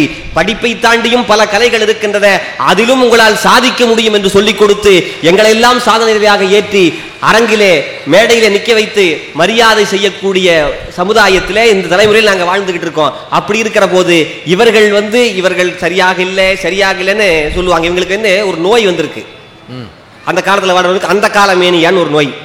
நாங்கள்லாம் அந்த காலத்தில் நாங்கள் படுற சந்தோஷத்தை எல்லாம் பார்த்துக்கிட்டு கஷ்டம், அவங்களால மெல்லவும் முடியாது, துப்பவும் முடியாது, அப்படி பண்ணிக்கிட்டு இவங்க சரியில்லை அவங்க சரியில்லைன்னு சொல்லி எல்லா இடத்துலையும் தவறுகளை தான் பார்ப்பாங்க. நாங்கள் காரில் வரும்போதும் கூட ரேவதி சுப்புலட்சுமி அக்கா சொன்னாங்க, கார் டோர் க்ளோஸ் ஆகிருக்கு, கார் கண்ணாடி பக்கத்தில் ஒரு கார் கிராஸ் ஆகி போகுது, அந்த காரில் பாரு எவ்வளோ டஸ்ட்டாக இருக்குது அப்படின்னாங்க. நான் சொன்னேன், அந்த கார்ல டஸ்ட் இல்ல, கார் நம்ம கண்ணாடியில டஸ்ட், இதை தொடங்க அங்க கிளியரா தெரியும் அப்படின்னு சொன்னேன். அப்படி பார்க்கிற போது எங்களுடைய தலைமுறை பட்டிமன்றம் கார்லயே தொடங்கிருச்சு. அங்க ஒரு குட்டி மன்றம், இங்க பட்டிமன்றம். அப்ப இன்றைய தலைமுறை எல்லா வாய்ப்புகளையும் அடைவதாக இருக்கிறது. ஒரு காலத்துல நீங்க படிச்சு முடிச்சா, போன தலைமுறை படித்து முடித்து வேலைக்கு போவதற்கு இடையில வேலை தேடும் படலம்னே ஒன்று இருக்கும். எம்ப்ளாய்மெண்ட்ல போய் பதிவு பண்ணி எப்படா வரும்னு காத்துக்கிட்டே இருக்கணும். ஒரு அப்பா மகன் சொல்றாரு, அப்பா நான் எம்ப்ளாய்மெண்ட்ல போய் நான் ரினியூவல் பண்ணிட்டு வரேன்ப்பா. அப்பா சொன்னார், டே வெயிட் பண்றா, ஏப்பா என்னோட கார்டையும் கொடுக்குறேன், என்னோட ரினியூவல் பண்ணிட்டு வா அப்படின்னு சொன்னாராம். ஆனா இன்றைக்கு அந்த வேலை தேடும் பணம் இல்லை, வேலையை உருவாக்குகிற சமுதாயமாக எங்களுடைய சமுதாயம் வளர்ந்து கொண்டிருக்கிறது. படித்து முடித்து விட்டோமா, நாங்க எந்த அளவுக்கு எங்களுடைய குவாலிஃபிகேஷன் இருக்குன்னு சொல்லி லிங்க்டு இன் அப்படின்னு ஒரு ஆப் இருக்கு, அதுல எங்களுடைய தரவை ஏற்றி விட்டால் வேண்டுகிறவர்கள் எங்களை அழைத்து வேலை தருவார்கள். ஏன் நாங்களே வேலை தருகிற அளவுக்கு உயர்ந்திருக்கிறோம் என்று சொன்னால் அந்த காலம் சான்ஸ்களின் காலம், எங்களுடைய காலம் சாய்ஸ்களின் காலமாக இருக்கிறது என்று சொன்னால் அதுதான் உண்மையான மகிழ்ச்சி. நான் இப்படி சொல்லுகிறேன், ஒரு காலத்திலே பெண்கள் என்றாலே தொடங்கூட மாட்டார்கள். பெண் குழந்தை பிறந்துச்சுன்னு வச்சுங்களேன், தொட மாட்டாங்க. ஒரு கவிதை சொல்லுது பாருங்களேன், கள்ளிச்செடி மறைவில் நின்று தன் குட்டிக்கு பால் கொடுக்கும் நாய், தன் குழந்தைக்கு கள்ளிப்பால் கொடுக்கும் தாய், இதில் எது தாய் யார் நாய் அப்படின்னு ஒரு கேள்வி கேட்டாங்க ஒரு கவிதை. அப்படி இருந்துச்சு. பெண்களுக்கு கல்வி இல்லாமல் இருந்தது, ஆனால் பெண்களை தொடங்கூட மாட்டார்கள். ஆனால் இன்றைக்கு பள்ளிக்கு அழைத்து அவர்களை பெரிய பெரிய உச்சங்களுக்கு அழைத்து சென்று குட் டச் பேட் டச் அப்படின்னா என்ன என்பதை சொல்லிக் கொடுத்து, கற்பு என்பது உடல் சார்ந்ததல்ல உள்ளம் சார்ந்தது என்கிற சரியான கல்வியை சொல்லிக் கொடுத்து, ஆண்களுக்கு பெண்கள் சரிநிகர் சமானம் என்று சொல்லி ஆண்களையும் பெண்களையும் சரியான விகிதத்திலே படிக்க வைத்து மேடையேற்றி அளவாக்கக்கூடிய மாபெரும் சமுதாயமாக தலைமுறையாக எந்த தலைமுறை தான் இருக்கிறது என்று சொன்னால் அது மிக இல்லை. உண்மையான மகிழ்ச்சிங்கிறது என்ன தெரியுமா? நாங்க நினைக்கிறத அப்படியே வெளிப்படுத்துவதற்கு எங்களுக்கு திறன் கொடுக்கப்பட்டால், எங்களுக்கான உரிமை கொடுக்கப்பட்டால் அதுதான் உண்மையான மகிழ்ச்சி. அது எங்களுக்கு கொடுக்கப்பட்டிருக்கிறது. இன்றைக்கு அரசியல்வாதிகள் எதற்கு பயப்படுகிறார்களோ அல்லது பெரிய அதிகாரிகள் எதற்கு பயப்படுகிறார்களோ இல்லையோ, எங்களை போன்ற இளைஞர்கள் கையில் இருக்கக்கூடிய மீம்ஸ்களுக்கு பயப்படுகிறார்கள். யாராக இருந்தாலும் தட்டி கேட்கிற ஒரு மாண்பு எங்களிடத்தில் இருக்கிறது. எங்களுடைய கருத்தை வெளிப்படுத்த வேண்டுமா, பின்ட்ரெஸ்ட் அப்படிங்கிற ஆப்ல தனித்திறன்களை வெளிப்படுத்த முடிகிறது. ஷேர் சேட் அப்படிங்கிறதுல சுருக்கமாக எங்களுடைய மனக்கருத்தை சொல்லிவிட முடிகிறது. எழுத்து திறன், எழுத்து இன்னைக்கெல்லாம் பேசுவதும் எழுதுவதும் அந்த காலத்தில் வெளியே வந்துடவே முடியாது. நம்ம ஒரு கட்டுரையோ கவிதையோ எழுதி அனுப்பியிருப்போம், இடையில போற வழியில அஞ்சல் துறையில் ஏதோ பிரச்சனை நடந்துரும், அந்த கட்டுரை பப்ளிஷ் ஆகும், நம்ம பேர்ல பப்ளிஷ் ஆகாது, வேற யாரோ பேர்ல பப்ளிஷ் ஆகும். ஆனால் இன்றைக்கு அப்படி இல்லை. தங்களுடைய எழுத்து திறனையும் கூட நாங்கள் வெளிப்படுத்த வேண்டும் என்று சொன்னால் பிளாக்ஸில் எழுத முடிகிறது. எங்களுடைய தனித்திறன்களை வளர்த்து நாங்கள் சொல்லுகிற கருத்தை வெளிப்படையாக சொல்வதற்கும் எங்களுக்கு வேலை வாய்ப்புகளை கொடுத்தும் நாங்கள் மகிழ்ச்சியாக இருப்பதற்கு அத்தனை வாய்ப்புகளையும் தரக்கூடிய மாபெரும் காலமாக இந்த காலம் தான் இருக்கிறது. இது வாய்ப்புகளின் காலம், இது அட்சய பாத்திரமாக இருக்கிறது. அவர்கள் இதை பிச்சை பாத்திரம் என்று சொல்லுகிறார்கள். இது கற்பக விருட்சம், காய்ந்த மரம் அல்ல. ஆகவே நான் அடைந்த மகிழ்ச்சி எல்லோருக்கும் இருக்கிறது என்பதை சொல்லி ஒரு இளைய தலைமுறையின் இன்றைய தலைமுறையினுடைய எடுத்துக்காட்டாக எக்ஸாம்பிளாக நான் பேசியிருக்கிறேன். வாய்ப்பு கொடுத்த அத்தனை பேருக்கு நன்றி கூறி விடைபெறுகின்றேன். நன்றி, வணக்கம். என்ன நெருக்கடினா, கூட்டத்தில் கொஞ்சம் யங்ஸ்டர்ஸ் இருக்கணும். அவர் சொன்னதெல்லாம் உண்மையா இல்லையா? என்னங்க நீங்க, நான் கேட்கறது நியாயமா இல்லையா?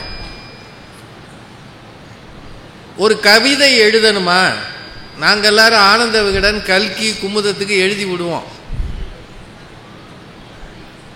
ஒரு மாசம் கழிச்சு இது பிரசுரிக்க தகுதி இல்லாததுன்னு வந்துடும். தப்பி தவறி எப்பயோ அது வந்துச்சுன்னா அதை தூக்கிட்டு தெருவெல்லாம் திரிவோம். இன்னைக்கு கவிதை எழுதுறவன் உடனே பிளாக்னு போடுறான், வலைப்பூ. அவன் எண்ணங்களை உலகம் முழுக்க சொல்ல முடிகிறது. சார், பாத்ரூம்ல பாடிக்கிட்டே வாழ்ந்து முடிந்தவர்கள் எத்தனை பேர். ஆனால் இன்னைக்கு திடீர்னு ஒருத்தன் பாடி ஒரு யூடியூப்ல அது வந்ததுன்னா ஏஆர் ரஹ்மான் கூப்பிடுறாரு, இமான் கூப்பிடுறாரு, இந்தி படத்தில் கூப்பிடுறாங்க.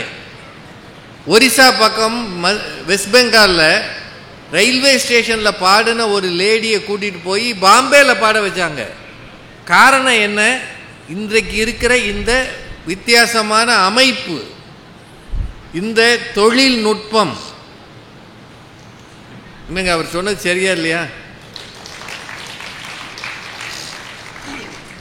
மலையிலிருந்து இறங்க யோசித்த மலைவாழ் மக்களிடையே இருந்து ஒரு மாபெரும் நீதிபதி வரை முடியும் என்றால் எங்கள் காலம் தானே மகிழ்ச்சியான காலம்ன்றார். அதை விட அவர் ஒன்று சொன்னார் பாருங்க, அது ரொம்ப உண்மையா. ரிட்டையர்மெண்ட் ஏஜில் வாங்குற சம்பளத்தை மாசமே வாங்குறாங்க. என் பையன் வேலைக்கு போகும்போது அதுதான் நடந்தது. நான் 25 வருஷம் சர்வீஸுக்கு பிறகு வாங்கின சம்பளத்தை அவன் மாதம் வாங்கிட்டு வந்து அவங்க அம்மாட்ட கொடுத்தான். அப்போ அந்த அம்மா என்னைய ஒரு பார்வை பார்த்துச்சு பாரு. நீ எல்லாம் 25 வருஷமா குப்பையை கொட்டி என்ன லாபம்? 1 மந்த்ல ஃபர்ஸ்ட் மந்த் சேலரி. நான் 25 இயர்ஸ் சர்வீஸ், காலரை தூக்கி விட்டுருக்கேன், காசை காணும். நிறைய விஷயங்கள் சொல்லியிருக்கிறாங்க. மகிழ்ச்சி என்பது மனம் சார்ந்தது. சிகாகோ உரையை பற்றி அவர் சொன்னது உண்மை. பிரதர்ஸ் அண்ட் சிஸ்டர்ஸ்னு நிறைய பேர் சொல்லியிருந்தாங்க முன்னாடியே. விவேகானந்தர் அவர்களை பேச சொல்லி 2-3 முறை சொன்னாங்க. ஆனால் அவர் தவிர்த்து கொண்டிருந்தார். நிறைவாக அவர் பேச வரும்போது தெற்கிலிருந்து புறப்பட்ட ஒரு ஞான சூரியனாக அவர் இருந்தார். மற்றவர்களுக்கும் ஞான துறவிக்கும் வித்தியாசம் இருக்காதான்? வீரத்துறவி அல்லையா விவேகானந்தர்? அவர் வந்து அதே சொற்களை உச்சரிக்கும் போது அந்த அரங்கம் முழுக்க ஏதோ ஒரு ஆன்மீக சாரலில் நனைந்ததை போல இருந்தது. அதனால் அந்த அரங்கம் 2 நிமிடம் எழுந்து நின்று கையொலி எழுப்பியது. இதை எப்படிடா தெரிஞ்சுக்கிட்டேன்னா கூகுளில் தெரிஞ்சுக்கிட்டேன்றான். அப்படின்னா கூகுள் உங்களுக்கு சொல்லி தருகிறது. நாங்கள் தான் சந்தோஷமாக இருக்கிறோம். சொன்னது பரவாயில்ல இல்லைங்க? எங்க பின்னாடி இருக்கிறவங்களுக்கெல்லாம் கேட்டுச்சா இல்லையாங்க? இந்த ஜனங்கள் எல்லாம் அமைதியாகவே இருக்காங்களே. சொன்னது ஓகேவா? இப்போ இதுக்கு பதில் சொல்லணும் ஆசிரியர். +2 பரீட்சை வேற வருது. வாங்க ஐயா. ராஜ்குமார் அவர்கள். நடுவர் அவர்களே, தம்பி சிவ சதீஷ் ரொம்ப நல்லா பேசியிருக்கிறார், உற்சாகமாக பேசியிருக்கிறார். இந்த வயசு அப்படி. ஆனால் அவர் பேசும்போது அவருடைய வருத்தத்தையும் ஒன்று சொல்லிட்டார். 27 வயசாச்சு, மேடை கிடைக்குது, ஆனால் மணமேடை அமையலங்கிறார். அது சொன்னார். ஆமா, அது எப்படி அமையும்? நல்ல பேச்சா பேசுங்க. ஆமா, முந்தைய தலைமுறைக்கெல்லாம் 25 வயசுலயே கல்யாணம் ஆயிடுச்சு. இந்த தலைமுறையில் எத்தனை வயசானாலும் ஆக மாட்டேங்குது. அந்த காலத்துல குடும்பங்களே கல்யாணங்களை பேசி முடிச்சாங்க. குடும்ப விழாக்கள்ல எல்லாரும் சேர்ந்து கலந்துக்குவாங்க. குடும்பங்களே கல்யாண விழாக்களை நடத்திச்சு. சமையல் பண்றதும் குடும்பத்தில் இருக்கிறவங்க தான், பந்தி பரிமாறுறதும் குடும்பத்தில் இருக்கிறவங்களா. ஒருத்தர் விசாரிச்சுக்குவோம். உங்க வீட்டுல மாப்பிள்ளை இருக்கு, எங்க வீட்டுல பொண்ணு இருக்கு. ஒரு திருமணம் முடியும் போது இன்னொரு திருமணத்திற்கான நிச்சயதார்த்தமும் முடிந்து விடும். இப்ப என்ன ஆகுது? மேரேஜ் நடத்துறதுக்கே தனி நிறுவனம் இருக்கிறது. மேரேஜ் அசம்பிளர்ஸ் இருக்காங்க, புரோக்கர்ஸ் இருக்கிறாங்க. அந்த மாதிரி ஆச்சு. எல்லாமே கார்ப்பரேட் ஆயிடுச்சு. அப்ப குடும்பங்கள் நடத்திய திருமணங்களில் ஏதாச்சும் பிரச்சனை இருந்ததுன்னா குடும்பத்துல திருமணத்தை பேசி முடிச்ச பெரியவங்களே அதையும் சரி பண்ணிடுவாங்க. அன்று குடும்பங்களே நீதிமன்றங்களாகவும் இருந்தது. இன்றைக்கு குடும்ப நல நீதிமன்றங்கள்ல போய் நிக்கிறீங்க. ஆமா, இது பேர நிறைய படிச்சுட்டாராம். என்னன்னா கூகுள பார்த்து நிறைய சம்பளம் வாங்குறாராம். நிறைய சம்பளம் வாங்குறது பெருமை பேசுறாரு. நடுவர் அவர்களே, ஒரு விஷயம் என்ன தெரியுமா? எந்தெந்த நேரத்தில் எவ்வளவு பணம் கையில இருக்கணுங்கிறதுக்கு ஒரு அளவு இருக்குங்க. அளவுக்கு மீறினால் அமிர்தமும் நஞ்சு. இன்று இருக்கிற கலாச்சார சீரழிவுகளுக்கு அதிகமான சம்பளம் தான் காரணம். இந்த OMR ரோடு, ECR ரோட்ல எல்லாம் போய் பாருங்க, முடியலங்க. நீங்க ஆம்பளை பசங்க அரை டவுசரோட தெரியுறான். முடியலைன்னு அங்க எதுக்கு போறீங்க? முடியலன்னா நீங்க முந்தைய தலைமுறை, எங்க காலத்துல அதுக்கு வாய்ப்பு இல்ல. இத பார்க்கும் போது என்ன தோணுதுன்னா, இப்படி எல்லாம் ஆட்டம் போடுது. இவங்க வீட்டுல பெரியவங்க இருப்பாங்க, அப்பா அம்மா எவ்வளவு கஷ்டப்பட்டு இந்த பிள்ளைகளை படிக்க வச்சிருப்பாங்க. அவர்களுக்கு நல்ல பேர் எடுத்து கொடுக்கணும். நீங்க என்னென்னமோ பேர் வாங்குறீங்களேன்னு தோணுதா இல்லையா? வீக்கெண்ட் பார்ட்டிங்கிறது இப்ப நடக்குதா இல்லையா? தம்பிக்கு அதுக்கு முடியாது. தம்பி ஒரு பாட்டில் சைஸ்ல தான் இருக்கிறாரு, அதுக்கு வாய்ப்பு இல்ல. ஆனா அங்க அப்படி நடக்குதுங்க. ஒண்ணு என்னன்னு தெரியுமா? இவனுக்கு இப்ப கடைசியில் அவர் அழகா சொன்னார். என்னன்னா, அந்த தலைமுறை ரிட்டையர்ட் ஆகும் போது வாங்குற சம்பளத்தை இவன் ஸ்டார்டிங்லயே வாங்குறான். அளவுக்கு அதிகமா சம்பளம் வாங்கணும்னு ஒரு அபார்ட்மெண்ட் வாங்குறான். அடுத்தது உடனே கார் வாங்குறான். உடனே அவனுக்கு வீட்டுக்கு தேவையான பெரிய அளவுல டிவி வாங்குறான். எல்லாம் ஒரு கார் பத்தாதுன்னு 2 கார் வாங்குறான். எல்லாமே இஎம்ஐல வாங்குறான். இஎம்ஐல வாங்குறாங்க. அந்த காலத்துல சம்பாதிச்சு செலவு பண்ணான். ஆனா இப்ப என்னன்னு தெரியுமா? செலவை உருவாக்கிட்டு அதுக்காக சம்பாதிக்கிறான். அந்த மாதிரி சிக்கல் இருக்கு. இஎம்ஐ அப்படின்னா என்னன்னா, நாளைக்கு வர்ற சம்பளத்தை இன்றைக்கே அடமானம் வைக்கிறது. நீங்க அந்த லோனுக்காக ஒரு கையெழுத்து போடுறோம்ல, கையெழுத்து போடும்போது நம்ம படிச்சு பார்க்க மாட்டோம். படிச்சு பார்க்கறது மாதிரி இருக்கவும் செய்யாது, நிறைய இருக்கும். நம்ம பள்ளிக்கூடத்துல கற்றையே படிச்சு பார்க்க மாட்டோம். நீங்க படிக்க ஆரம்பிச்சீங்கன்னா லோன் தர மாட்டான். ஆமா, லோன் தர மாட்டான். அதுல என்னன்னா, அதுல கடைசியில நம்ம ஒரு கையெழுத்து போடுவோம். இங்க கையெழுத்து போடுங்க. அதுல கையெழுத்து போடுற இடத்துல பேங்க்ல இருக்கிற அந்த பேங்கர் ஒரு இன்டூ மார்க் போடுவார், பெருக்கல் குறி. அப்படின்னா என்ன அர்த்தம்? கையெழுத்து போடாத, கையெழுத்து போடாத, தப்பு பண்றான், தப்பு பண்றான்னு அவன் சொல்றான்னு அர்த்தம். நாம அதே மீறி லோன் போட்டு வாங்குறோம். அப்புறம் லோன் அலைகிறோம். நான் ஒண்ணு கேட்கிறேன், இந்த நீங்க இதை சொல்றீங்கல்ல, ஐடி ஃபீல்ட்ல இருக்கிறவங்களை பற்றி சொல்றீங்கல்ல, கொரோனா காலத்தில் கொத்து கொத்தாக வெளியே தள்ளினார்கள். நீங்க அந்த காலத்துல வேலைக்கு ஒரு உத்தரவாதம் இருந்தது நண்பர்களே, உத்தரவாதம் இருந்தது. 58 வயசுன்னா 58 வயசுல தான் ரிட்டையர்மெண்ட். அப்ப அதுக்கு தகுந்தவாறு பிளான் பண்ணலாம். ரிட்டையர்மெண்ட் பணத்தை வச்சே பிள்ளைகளுக்கு கல்யாணம் பண்ணலாம். இப்படி சிறுக சிறுக சேர்த்து நிறைவாக வாழ்ந்தார்கள். இங்க மொத்தமா சேர்த்து மொத்தமா காலி பண்ணிட்டு மொத்தமா வீட்டுக்கு வந்துடுறான். ஒவ்வொரு வருஷமும் அப்ரைசல் நடக்குது. ஒவ்வொரு வருஷமும் அவன் தகுதியை நமக்கு தெரியாமலே இது பண்றான். நீங்க இதுக்கு சரிப்பட்டு வர மாட்டீங்க தம்பி, நீங்க இதுக்கு சரிப்பட்டு வர மாட்டீங்க அப்படின்னு வெளியே தள்ளிடுறது. அவர் கல்யாணம் நடக்கலன்னு நொந்து கிடக்காரு. இல்ல, அவர் அதுக்கு சரிப்பட்டு வர மாட்டாருங்க.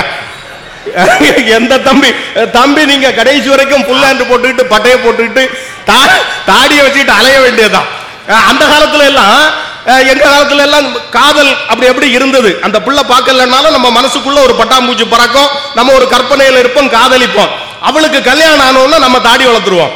காதலில் தோல்வி அடைந்தவர்கள் தாடி வைத்திருந்தார்கள். இப்ப டாடி ஆன பிறகும் தாடி வச்சிருக்கான். அப்ப என்ன அர்த்தம்? வாழ்க்கையில சோகம் இருக்குன்னு அர்த்தம். ஆமா, இதெல்லாம் நீங்க யோசிக்காம மாணவர்கள் வந்திருக்காங்க. எத்தனை பேர் வந்திருக்காங்க? அப்பா அம்மா கம்பல் பண்ணி கூட்டிட்டு வந்திருப்பாங்க. அங்கேயும் எதுக்கு அந்த தாடி வச்ச தம்பி என்னமோ பேசுறாரு, அதனால போவோம்னு அப்பாவை தொந்தரவு பண்ணிட்டு இருப்பான். அப்பாவுடைய வற்புறத்துல வந்திருப்பான். கொஞ்சம் தம்பிகள் மாணவர்கள் வந்திருக்காங்க. மீதி உள்ளவங்க எல்லாம் நாளைக்கு டெஸ்டுக்கு கஷ்டப்பட்டு படிச்சுக்கிட்டு இருப்பாரு. படி, குடும்பமே சேர்ந்திருந்து அவன் முதுகுல ஏறி மிதிக்கும். படி படி, பப்ளிக் எக்ஸாம், பப்ளிக் எக்ஸாம் சொல்லுவானா இல்லையா? பாதி பேர் டியூஷனுக்கு அனுப்புறாங்க. நான் ஒண்ணு கேட்கிறேன், அந்த காலத்துல இப்ப நம்ம எல்லாம் படிக்கும் போது என்ன ஆகுதுன்னா, மந்த்லி டெஸ்ட் இருக்குங்க. Monthly test, mid term test, quarterly, half yearly, annual, இந்த மாதிரி டெஸ்ட் இருக்கும். இப்ப பாத்தீங்கன்னா morning test, evening test, sleep test, cycle test, என்னதுன்னு எனக்கு விளங்கலங்க. பைக் டெஸ்ட் இல்லையா? பைக் எல்லா டெஸ்டும் தான். நான் என்ன கேட்கிறேன், பிளட் டெஸ்ட், யூரின் டெஸ்ட் தவிர எல்லா டெஸ்டையும் இந்த பசங்களுக்கு வைக்கிறாங்க. கடைசியில என்னன்னா, உங்க பள்ளி கூட வெளியூர்ல இருக்கிறதுக்காக எங்க இருந்தாலும் டீச்சர்ஸ் நிறைய பேர் இருக்காங்க, சிரமம் இருக்குதுங்க. இப்ப என்ன ஆயிருதுன்னா, ரிசல்ட் ஓரியன்டட் எஜுகேஷன் அந்த மாதிரி ஆயிடுச்சுங்க. ஒரு காலத்தில் புத்தகத்தினுடைய பாரம் குறைவாக இருந்தது, மாணவர்கள் சுகமாக கல்வி கற்றார்கள். இன்றைக்கு புத்தக மூட்டைய முதுகுல சமைக்கிறான். ஒரு காலத்துல என்னன்னா, நான் படிக்கும் போது 5 வயசுல தான் பள்ளிக்கூடத்துல கொண்டு சேர்த்தாங்க. அதுக்கு முன்னால் என் அம்மாவிடமும் பாட்டியிடமும் வாழ்க்கைக்கு தேவையான கதைகளையும் வாழ்வியல் நெறிகளையும் கற்றுக்கொண்டேன். அம்மாவின் மடியில் உட்கார்ந்து சோறு ஊட்டுகிற போது பண்பாட்டையும் அம்மா சொல்லி கொடுத்தாங்க. இப்ப ப்ரீ கேஜி இருக்கு, எல்கேஜி இருக்கு, யூகேஜி இருக்கு. நான் ஒண்ணு கேட்கிறேன், எல்கேஜி பசங்களுக்கு எதுக்குங்க கான்வகேஷன் டே, பட்டமளிப்பு விழாவா? இந்த கவிதா ஜவஹர் மேடமே நிறைய பள்ளிக்கூடத்துக்கு கவுன் போட்டுக்கிட்டு பட்டத்தை கொடுக்கறாங்க. யாரு? கவிதா ஜவஹர் சீஃப் கெஸ்டா. அந்த பையன் இந்த அம்மா ஏன் இப்படி வந்து நிக்குதுன்னு கேட்பான். அவனுக்கு ஒண்ணுமே மிரண்டு போயிருக்கான். எதுக்கு தெரியுமா? காசு வசூல் பண்றதுக்கு. இது ஒரு வாய்ப்பு. நான் அதை நடுவர் அவர்களே, நீங்க விளையாடுறாங்களாம், விளையாட்டை பற்றி நீங்க பேசலாமாப்பா? நீங்க தெருவுல நாங்க எல்லாம் விளையாடினாங்க. கில்லி விளையாடணும், கோலி விளையாடணும், பம்பரம் விளையாடணும், கபடி விளையாடணும். என்ன ஒரு விளையாட்டு இருக்கு, பெரியவங்க இருக்கீங்க, பச்சை குதிரைன்னு ஒரு விளையாட்டு இருந்துச்சு. ஒருத்தன் குனிஞ்சுக்குவான், இன்னொருத்தன் அவன் முதுகுல ஏறி தவுவாங்க. பச்சை குதிரைங்கிற தமிழனுடைய பாரம்பரிய விளையாட்டு. அதுக்கு பின்னாடி ஒரு உண்மையை நமக்கு சொல்லி இருக்காங்க, வாழ்வியல் அறம். ஒருத்தன் குனிஞ்சுக்குவான், இன்னொருத்தன் அவன் முதுகுல ஏறி அந்த பக்கம் தாவுவான். என்னன்னு தெரியுமா? உன் நண்பன் உயர்வதற்காக நீ உன்னுடைய வாய்ப்பை, உன்னுடைய தோளை கொடுத்து அவனை காப்பாற்று. என்ன பல்லாங்குழி பெண்கள், கவிதா ஜவஹர் மேடம் கேளுங்க, அவங்க சொல்லுவாங்க, அவங்க சின்ன பிள்ளையா இருக்கும்போது பல்லாங்குழி எல்லாம் விளையாடி இருக்காங்களாம் தெருவுல உட்கார்ந்து. அவங்க சின்ன பிள்ளையா இருக்கும்போது உங்களுக்கு எப்படி? அவங்களே வரும்போது சொன்னாங்க, அவங்களே வரும்போது சொன்னாங்க. அவங்க சொன்னதான் நான் சொல்றேன். என்னன்னா பல்லாங்குடி விளையாட்டு என்னன்னா, அந்த பல்லாங்குழிகள்ல முத்து முத்தா வச்சிருப்பாங்க. நிறைய இருக்கிறதுல இருந்து எடுத்து ஒன்னொன்னா போட்டுக்கிட்டே சுத்தி சுத்தி வருவாங்க. அது என்னன்னு தெரியுமா? நிறைய செல்வம் இருப்பவர்கள் இல்லாதவர்களுக்கு கொடுத்து உதவ வேண்டும் என்கின்ற பண்பு. நொண்டி விளையாட்டுன்னு ஒண்ணு உண்டுங்க. ஒருத்தன் காலை மடிச்சுக்கிட்டு அப்படியே கிண்டி கிண்டி போ அப்படின்னா என்ன அர்த்தம் தெரியுமா? உடல் ஊனமுற்ற சகோதரர்களினுடைய வலியை நீ உணர்ந்தால் அவர்களை மதிப்பா என்பதற்காக எல்லா விளையாட்டுகள்ல இருந்து இப்ப என்ன ஆயிடுச்சு, மொத்தமா அவன் செல்போன்ல விளையாடுறாங்க. ஒண்ணு தெரியுமா? நாம தெருவுல விளையாடி உடம்பு முழுக்க அழுக்கா இருக்கும். எங்க அம்மா எல்லாம் முதல்ல என்ன துவைச்சுக்கிட்டு தான் அப்புறம் சட்டையை துவைப்பாங்க. அந்த காலத்தில் நம்ம மண்ணுல விளையாடும் போது உடலும் ஆடையும் மட்டும்தான் அழுக்கானது. எங்கள் பிள்ளைகள் செல்லில் விளையாடுகிறது, எங்கள் பிள்ளைகளே மண்ணாகி கொண்டிருக்கிறார்கள் என்கின்ற வேதனையில் பேசிக் கொண்டிருக்கிறேன். என்ன நீங்க நடுவர் அவர்கள் எவ்வளவோ இருக்குங்க. நீங்க என்ன ஆகுது, ஒரு செய்தியோட நிறைவு பண்ணிடுறேன். என்னன்னா நம்ம அந்த காலத்துல எல்லாம் வீடு சின்னதா இருந்து ஒரு அறை 2 அறை தான் இருக்கும். தாத்தா பாட்டி அப்பா அம்மா அத்தை மாமா எல்லாரும் அப்படியே ஒரே இடத்துல தான் தூங்கும் போதும் கதைகளை கேட்டு கேட்டு கேட்டு கேட்டு தேவதை கதைகளை எல்லாம் நம்ம கேட்டுக்கிட்டு இருந்தோம். தூங்கும் போது கனவுலையும் அந்த தேவதைகள் வரும், வாழ்க்கையில கற்பனை வரும். ஒரு காலத்தில் புத்தகங்களை வீடுகள் அறிமுகப்படுத்தியது. எழுத்தாளர் எஸ் ராமகிருஷ்ணன் ரொம்ப அழகா சொல்லுவார், எங்கள் வீட்டில் படிப்பதற்கான சூழல் இருந்தது. புத்தகங்களை நாங்கள் சகோதரர்களும் சகோதரிகளும் போட்டி போட்டு படித்தோம். இன்றைக்கு உலக புகழ் பெற்ற எழுத்தாளராக உருவாகி இருக்கிறார். அன்று புத்தகங்களை படிப்பதற்கு குடும்பம் சொன்னது, இன்று பாட புத்தகங்களை தவிர எதையுமே படிக்காதே என்று சொல்லக்கூடிய சூழல் இருக்கிறது. அவனுக்கு நெருக்கடி இருக்கிற காரணத்தினால் எல்லா சூழலையும் பார்க்கும் போது அன்றைய வாழ்க்கை என்பது குறைவாக சம்பாதித்து நிறைவாக வாழ்ந்தோம். ஒருவர் சம்பாதித்தார்கள், அத்தனை பேரும் சாப்பிட்டோம். இன்றைக்கு எல்லோரும் சம்பாதிக்கிறார்கள், தேவைக்கு அளவுக்கு பணம் இல்லாமல் கடன் வாங்க அலைகிறோம். இதுதான் வாழ்க்கையின் நிதர்சனம். மகிழ்ச்சி என்பது அன்றுதானே தவிர இன்றைக்கு தொழில்நுட்பத்தின் பின்னால் ஓடுகிறோம், அன்றைக்கு உறவுகளின் பின்னால் ஓடினோம். பாசமும் பாதுகாப்பும் இருந்தது. வாய்ப்புக்கு நன்றி, வணக்கம்.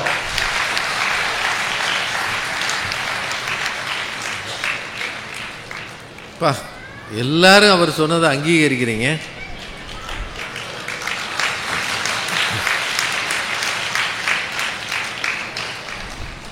ரொம்ப கோபமா ஆவேசமா பள்ளிக்கூடத்தில் எது செய்ய முடியாதோ அதையெல்லாம் இங்க வந்து செஞ்சு பிச்சிட்டார். உறவுகளின் பின்னால் ஓடிய சமூகம் தொழில்நுட்பத்தின் பின்னால் ஓடுகிறது. சேமித்து செலவு செய்த சமூகம் கடன் வாங்கி செலவுகளை உருவாக்குகிறது. கலாச்சார சீரழிவுக்கு காரணம் கையில் புழங்குகிற அதிகப்படியான காசு. இதெல்லாம் அவர் சொன்னது. ஒரு கல்யாணம் நடக்கிறது கூட உறவுகள் பார்த்து நடத்தியது. இன்னைக்கு எல்லாம் வியாபாரமாக மாறி போனது. விளையாடுறது கூட குறைஞ்சு போச்சு. பிள்ளைகள் அவர் இவ்வளவு கடுமையா பேசுவார் நான் நினைக்கவே இல்லை. பாவம், அது அப்புறாணி பிள்ளை. ஏதோ சொன்னாரு, உடனே உங்களுக்கு ஆகாது ஆகாதுன்றாரு. அதெல்லாத்தையும் அப்படியே அழிச்சிருங்க. இந்த ஊர்ல வந்து வீரராக சுவாமியை பார்த்த பிறகு அடுத்த முகூர்த்தத்திலேயே கல்யாணம் நடக்கும். சொர்ண சீதை கனகவல்லியை பார்த்துருக்கிறார். கனகவல்லி தாயார் அங்க பாத தரிசனம் வேற. எல்லா ஊர்லயும் பாதம் இப்படி இருக்கும், இங்க மட்டும் இப்படி இருக்கு. ஒன்று துஷ்ட நிகிரகம், இன்னொன்று சிஷ்ட பரிபாலனம். அது எவ்வளோ பெரிய அழகு. யாது இந்த ஊர்ல வந்த பிறகு சிவ சதீஷ் கம்பீரமா போலாம். அதனால இவர் பேசின செய்திகள் சரி. இந்த தகவல் உங்களுக்கு பிடிச்சிருந்தா லைக் பண்ணுங்க, உங்க ஃப்ரெண்ட்ஸுக்கு ஷேர் பண்ணுங்க, மறக்காம எங்க சேனலுக்கு சப்ஸ்கிரைப் பண்ணுங்க.